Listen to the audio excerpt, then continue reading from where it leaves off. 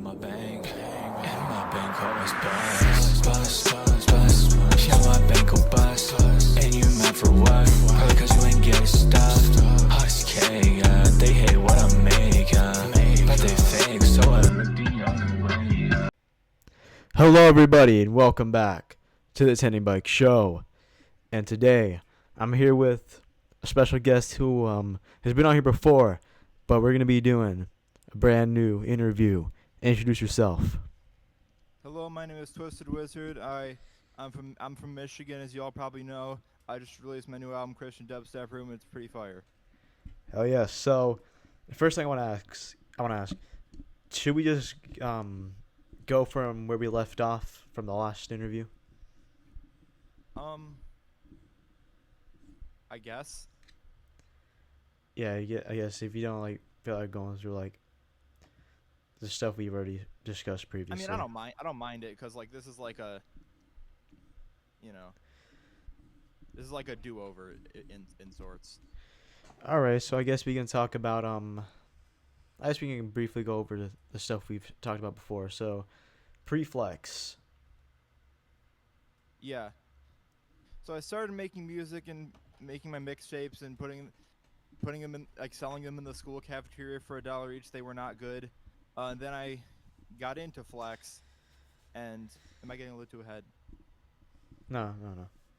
And then I got into Flex, and then my music sucked, and then I got kicked out, and now I'm back because my music's not sucked.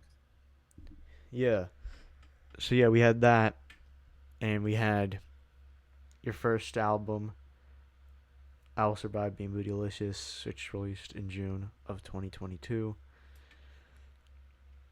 That came out, but It certainly did. yeah, it's an album that exists. Anyways, after that, so where we left off was, I believe Tom's White Knights, their album Land of Free was rolling out, and great, I get to talk about this album again, because I've spoken about this album with the other two members. And I just want to ask about your experience with it, because Snoozy's gave me his, Flushy gave me his. What was your personal experience? I had fun with it until I didn't, which was like about halfway through the process.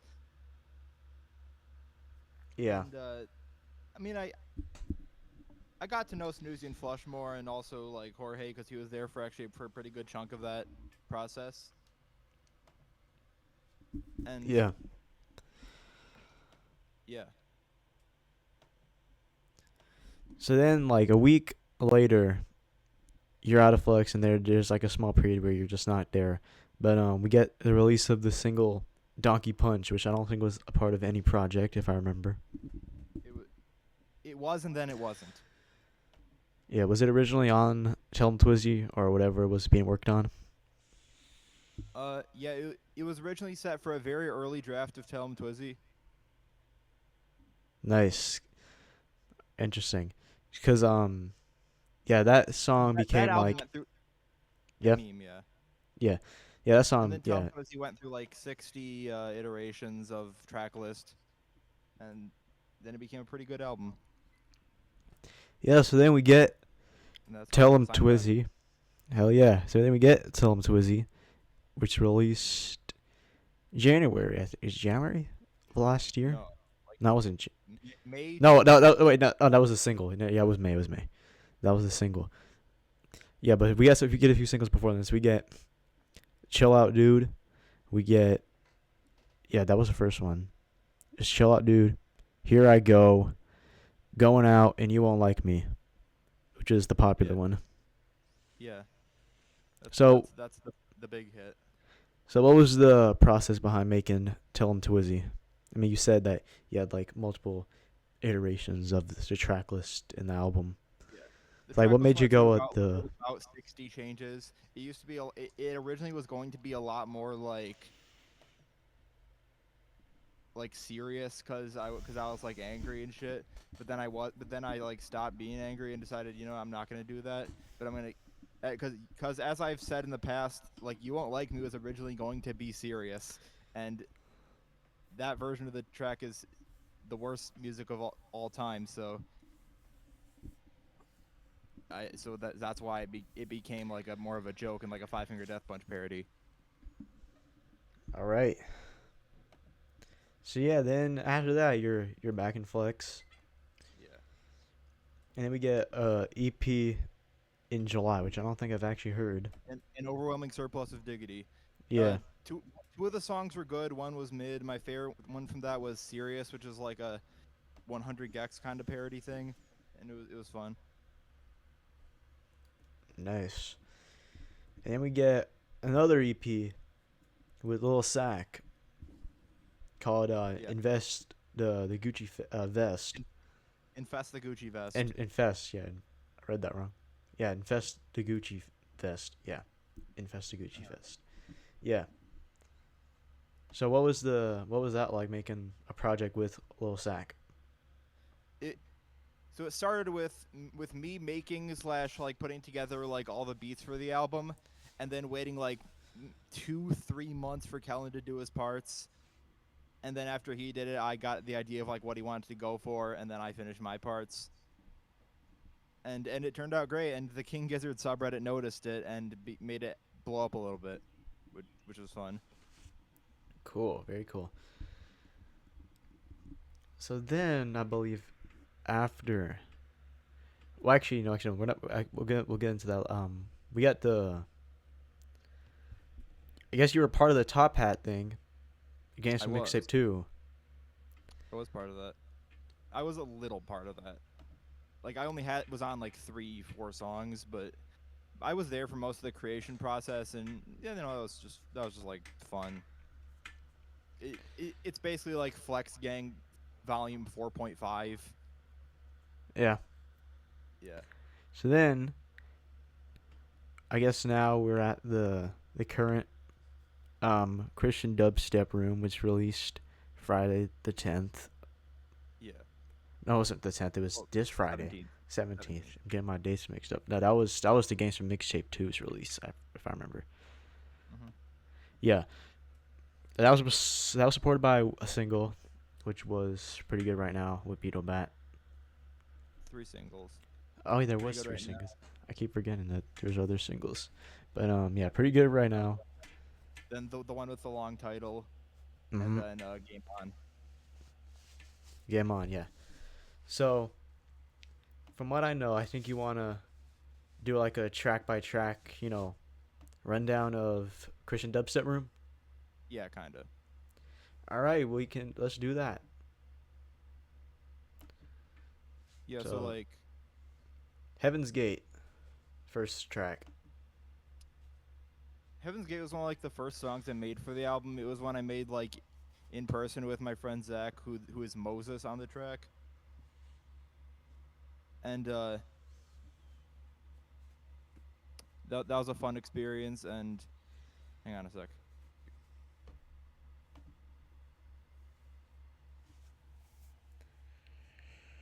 Okay, waiting on Twisted. Okay, he's All right, back. I'm back. So you're saying? Yeah, and that was fun. Game On. I've always wanted to do kind of like a Math the Band inspired song. They're like a band that does like punk rock with like a lot of chiptune stuff, and it turned out a lot better than I originally expected it to. Yeah. Yeah. Pretty good right now. That was the first song made.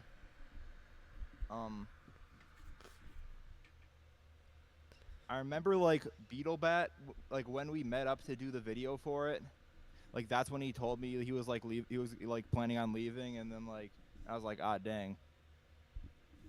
And he was That saying was like his last release on Flex, was it? It was. And he was saying like, oh, I don't know how much longer Flex is gonna last. It's not gonna last much longer. And I was like optimistic, and he was like, I don't know. And now we're like back to like where we were in like 2022 level of good. Yeah, I remember. Towards like the end of the year, I guess things were looking a bit shaky. Now y'all made a comeback. White Fury spread the rumor that Mosquito is deleting the Flex channel or something. I don't know where that came fun. from. But yeah, I remember that. Yeah. I mean, now it's all well and good. Yeah, we lost a bunch of people and then we gained a bunch of new people. Yeah. It seems like people like the new people as well. You know, like Cheese Daddy, Little Fucking Yes. Bitch, Norman Swag, all of them. Oh yeah. Lil Biggie J especially. Yes, Little Biggie J. And also the Besides return, me, he's got the album of the year so far. yeah, and the return of obviously me and CRZ also. Yeah. Hell yeah. So then we got track 4. Track 4, Redeemer. Yeah, That one Redeemer. I didn't really like. The structure of that song mostly depended on Charlotte because I was like, "Yo, Charlotte, can you make me a dubstep beat?" And then it just went from there, and I was the one who added all like the like arpeggiating synths and stuff, and it turned out to be one of my favorites on the album. Cool. It was my first time ever using like Harmony Engine, and I think that turned out nicely. Track 5, GMAC Interlude, featuring G-Man Jorge. interlude. G-Man. I'm blind today. I can't read. I'm sorry. That, that was like the biggest shit post of the album because like it samples like God's Not Dead, and and like a like atheist owned Christian rap song from like 12 years ago, and then just me and Jorge did like short verses, and that was just like a funny thing that we got done in like a day. Yeah. So then, track 6. Placed by the Gideons was in kind of like a similar vein to like Redeemer, in which I just said, "Hey Fury, could you make me a dubstep beat?" And he made it in call with me, and it turned out actually like really good. And I decided to kind of use the Harmony Engine again, and that I think sounded better than Redeemer because it was my second time, and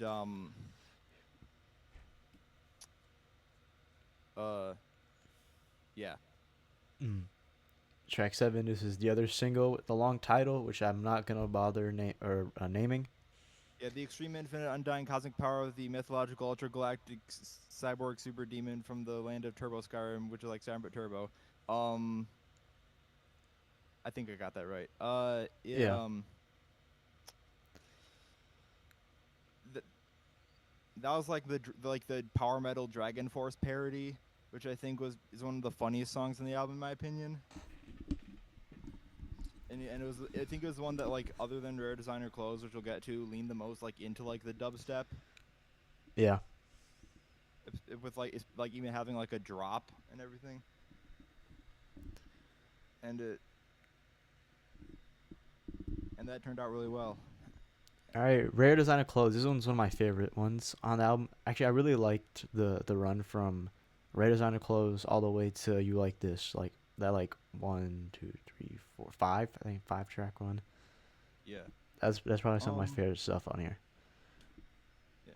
The beat like the open that I sent to like Norman Swag and Royal Flush and Big Baller B, ended up was like a lot different than the one that like I settled on. It had a lot less of like the dubstep elements, and it was like more like basic like G-Eazy style frat rap that I was kind of going for. And I expected Brad to like not get his verse in by the deadline. He got it in like 4 or 5 days, which was awesome. Yeah. And it's right now it's the best performing song on the album. That wasn't a single, so like which I kind of expected. Yeah, track 9, Billy Mitchell featuring Depp Gibbs. Yeah. This one took like the longest to create because like Depp Gibbs spent a lot of time on the beat, which I commend him for because the beat turned out great. I asked him to send me like the individual stems so I could arrange it how I wanted, and he did, and I think it all turned out very well. I had a few of my own little flourishes, and it's the dumbest song on the album, but dumb is fun, you know. Yeah, when Depp Gibbs was on there, I couldn't even tell it's him. He sounded kind of different from how I usually hear him. Well, he wasn't on the song vocally. I just credit him as producer. Who's the other guy? I felt like I heard another voice, unless that was just you as well. That was a sample of Vark Skeletor Joel, and also like a sample of like a Simpsons Legend of Zelda commercial from the 80s. Yeah, it actually makes sense. It sounds like that can't be Depp. That's not what Depp sounds like. It wasn't. Makes more sense. Anyways, we got this one, track 10. Drumea Personata, which translates to sleeping crab. Yeah, 'cause it's a crab featuring song about sleeping, me. featuring you. Yes, So what were you thinking when like what went through your head when you were like hearing the like open? Well, when you sent me the open, like, I just pull this up right here. You said you said like, oh, let me find it. Yeah, you said like do some emo shit, interpret it however you like. That's basically what I did. Like, basically that's what I did, and It turned out great. yeah, and I was in my aunt's garage when I recorded it, Mhm. and You I wouldn't did, think Gosh. yeah, and also I did the same thing for a Wild West verse. I recorded that there also. Because basically I was just over at my cousin Ann's place, you know, for like the weekend that time. I wanted to record something, but I was trying to find like an empty room. The only empty room I could find was the garage, so I settled with the garage. It works. And With I'm glad that became one of like the fan favorites because that was one I really wanted to do a video for.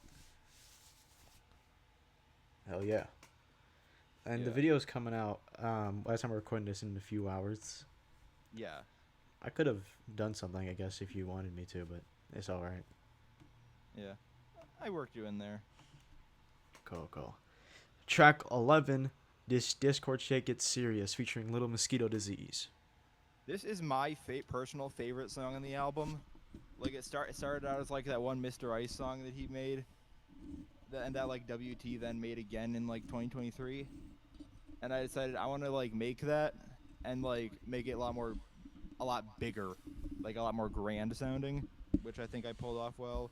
Mosquito did his verse surprisingly in a lot less time I expected him to, because you know his history of Yeah. being a little late.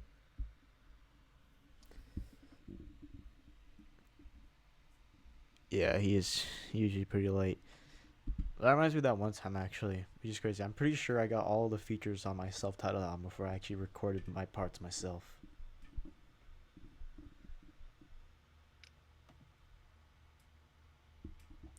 At least most of them, I think, yeah. Yeah. So track 12, the final track on here, You Like This. The Andrew WK inspired song that the one I was most excited to make, and I think it turned out great. Young Lambo, I've dissed Young Lambo twice now, and he still hasn't responded. He's afraid of me. That's the next big beef, Twisted Wizard and Young Lambo. Yeah.